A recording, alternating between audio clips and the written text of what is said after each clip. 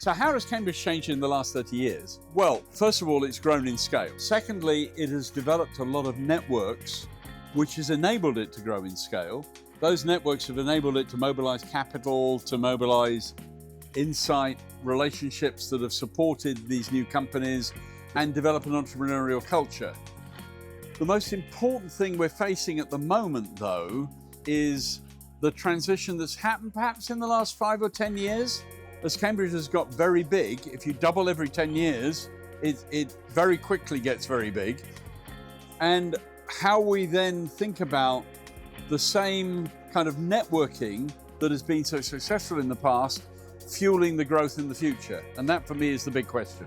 Serendipity is the result of people bumping into each other, being curious about each other, and having the prepared minds. So let's give an example about this.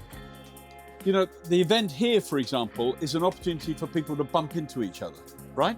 The chance encounters seem to, you know, in the ordinary run of things, to be very low probability events, but they turn out, when you do things like this, they're very high probability, right? And you know somebody, and it's a high probability thing. The curiosity about other people is really, really important, because unless you talk to somebody and find out about them, you don't know what you didn't know about them, and they don't know that you have something that you could offer. And then the third thing is this prepared mind. Actually, I can see what you're doing there. It links with my thing. I already can connect that stuff, and therefore we can do something about it. And so you need those three things. And you can engineer that, because you bring people together, you tell them to be curious about each other, and they will discover the ways in which, because their minds are now prepared, that they can collaborate or they can help each other. I completely agree with you. This is why I'm smiling so much, because it's like I have this like mindset in my life. It's like, okay, you want to win the lottery, you gotta buy the ticket. If you can't win the lottery, that's point one. If you don't buy a ticket. Yeah. The thing is with achieving, with networking, is exactly it. Like, you have to go there, you have to be there, because otherwise it's never gonna happen. But this is quite unlike buying a lottery ticket, in the sense that, I agree. You know, it's a necessary condition, but it isn't sufficient. You have to have those two other things. I agree. And this is why I love hearing about this kind of stuff. This is what I love about networking and people in general. Because have you ever heard about the 6 degrees of separation rule? It's in my book. Is it? It's the 6 degrees of separation. So look, the history of this, in my terms, the history of this, when I was about 16, 17 at school, I read an article in Scientific American about an experiment that had been done in the United States, where people had passed envelopes to each other, or to people they knew, and it demonstrated there were 6 degrees of separation between people in the United States.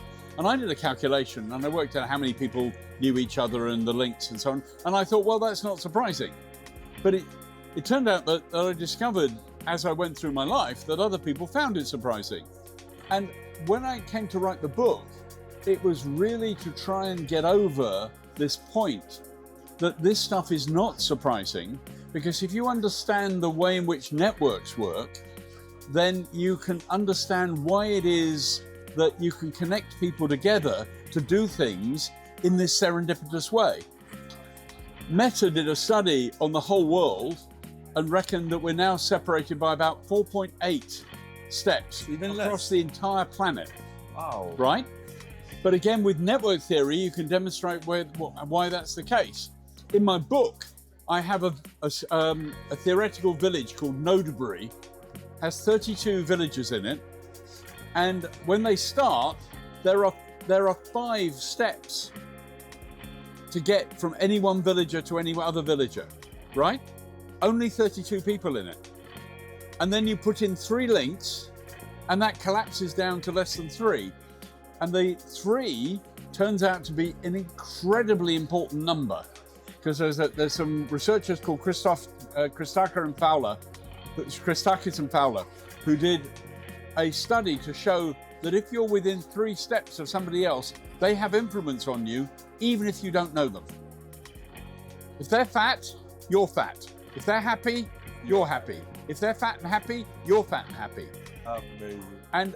And so collapsing these things down by putting the networks, by constructing these networks, you suddenly make the world much smaller. And that then is the basis for how serendipity happens. Beautiful. I think that's great. I love it. Like, I'm so passionate about, like, I always had this idea that, you know, if you want to meet someone, you just have to go when you meet someone who knows someone to know that knows someone else. Exactly. That's it. That's it. That's the basis of how Cambridge has worked. That's why we're so successful. You know somebody who knows somebody.